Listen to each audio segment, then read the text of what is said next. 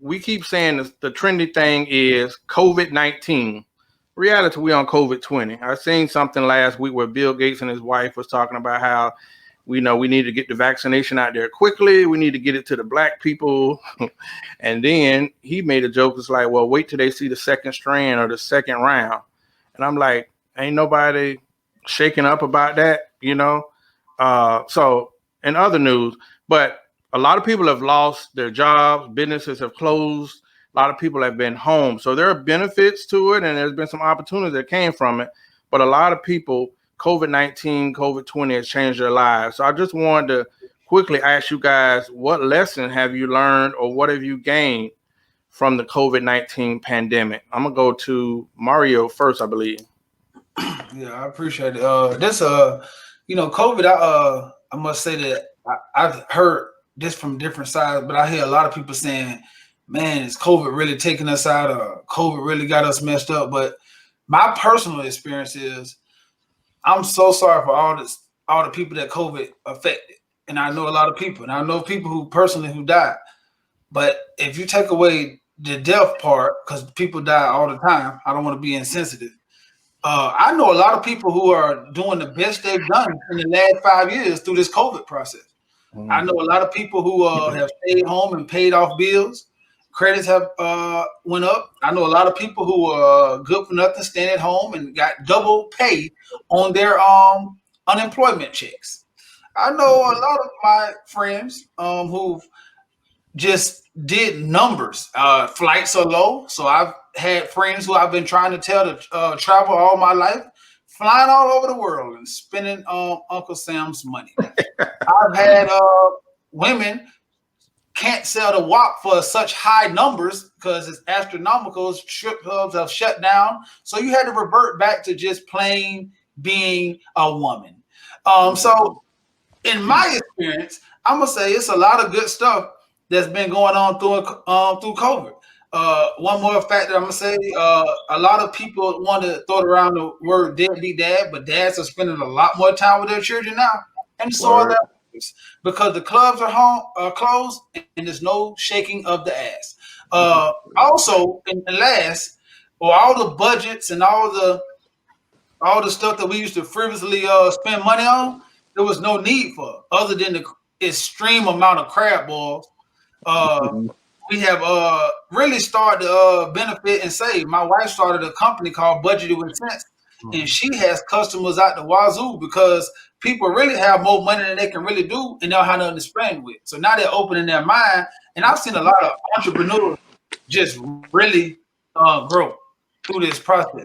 So I think if we can get past and that's still a bad thing, the sickness and the death, which it actually happens a lot anyway. We just it's just a pandemic that's at the forefront. But I think COVID has really helped a lot of people in my experience. What about you, Tootie? Well, I'm gonna make my mama proud for about 2 minutes because COVID. Listen, before COVID hit, I was on my way to Cuba for 2 weeks, and then I told my friend, I was like, I'll wait till it blow over at the end of the month, and then I'll go. I think that was back in February or March. That was like February or March, right? March. And then, so that plan was scrapped. And then, like you, everybody now has had the time to kind of evaluate, like, what's COVID? Nobody thought it would stay this long.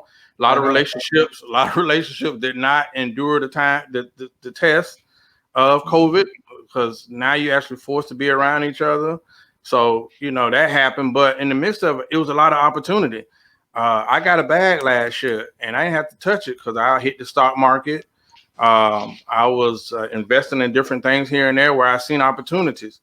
First, as soon as I think like that, as soon as I heard about, COVID, I'm like, okay, so they're going to need somebody to sanitize. They're going to need somebody to spray. There's always opportunities that come from chaos. And a lot of people sat around complaining, talking about this $1,200, which is minimum wage for a month with taxes, but so now you see a lot of people that's saying, oh, what a $1,200. And I'm like, the president probably looking at this damn thing saying, y'all don't need no $1,200 because I see y'all in Vegas. Y'all living the best lives y'all ever had, ever. Yeah. But I do say that there was a time, man, that COVID actually slowed the world down enough to make you think about some things. Bring it. I guess make you deal with yourself because there was a couple of weeks where you ain't had nothing but the house to be in. So Right. I told my mom the other day, I said, what if God allowed COVID to unfold because he didn't like the number of people that would be going to hell if he was to come back right now. I said, maybe he giving everybody a time to get it together, sit around and be like, but that's just a theory. My mom said, you might have a point. And then I got in trouble 30 minutes later, but I just thought that was a valid point, man, because we never had this much time to ourselves where the world is completely slowed down. Right. You are home. If you got a wife, y'all are home together all the time. So it's funny because a lot of people, no, it's not funny. The people that know how to use their hands like Xavier, they're going to make money. All right. Thank you. Chris going to make money. It comes back. So all the people with master degrees and super degrees are scratching their head like, I'm about to lose it because I don't know how to adapt. And that's the biggest lesson I want to tell people. Learn to adapt. The world will never be the same.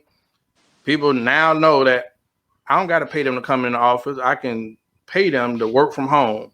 You know what I mean? Virtual parties. So it's just so much. I always say for us to look towards the future. Stop waiting for things to return and prepare yourself for what's next and get out in front of things. You know what I mean? In real estate, if you're trying to buy a house next 3 months, it's going to be an amazing time. It's sad to say, but going to be a lot of foreclosures, a lot of evictions.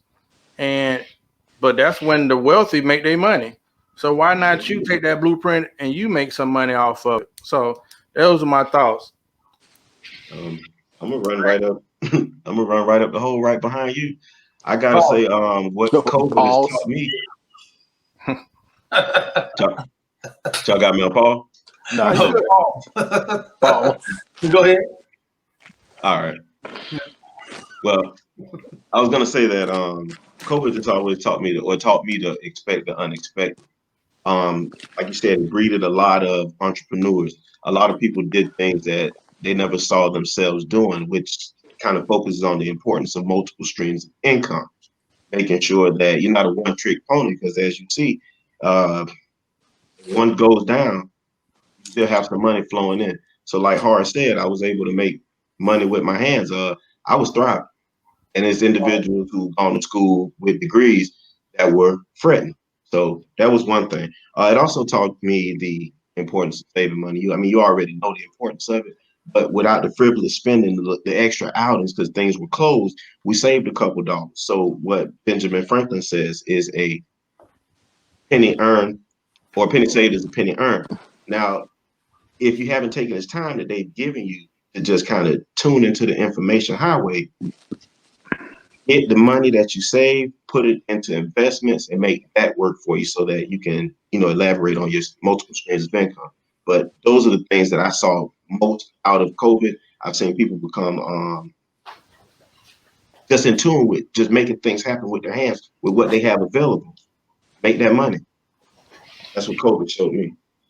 What you got?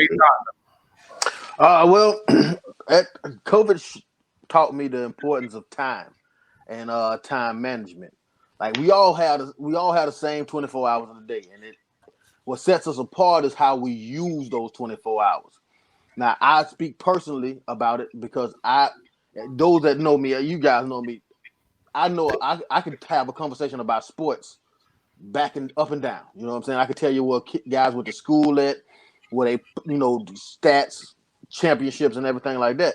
And I found out this. I know that I have this knowledge because I put so much time and effort into acquiring this knowledge. So what happens when COVID comes in? COVID takes away sports, takes away and give me time. So what do I need to do to reinvest that time into?